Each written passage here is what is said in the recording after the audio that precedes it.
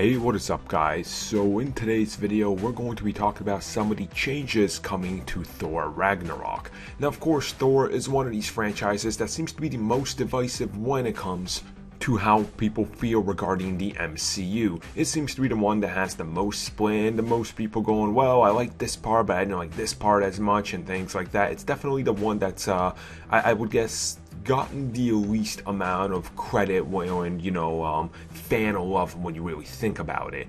And one of these things that we've all been hoping for Thor Ragnarok is that the movie can finally deliver this Thor movie that we always wanted. Obviously the first two focused on a lot of humor, the second one way more, and I think that's why a lot of people didn't enjoy that movie.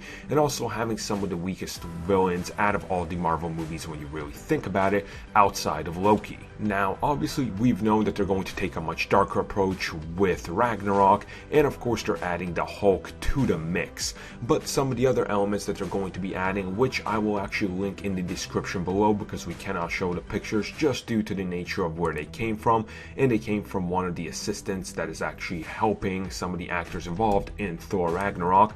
We actually get to see that Chris Hemsworth is going to don a brand new suit. Now, I can't recall this looking like any suit I've seen before in any of the comics. It definitely looks a lot more, you could say, barbaric or maybe gladiatorish, and maybe he is going to fight in the gladiatorial arena and that's why he's wearing this. So who really knows at this point? But when you look at the suit, you can tell it definitely has a way more armored and metallic look. It definitely doesn't look like something a king would wear. It's definitely a much sleeker, smaller suit on him. The cape looks like a different shade of red. I cannot recall pretty much any comic that's had anything similar to this.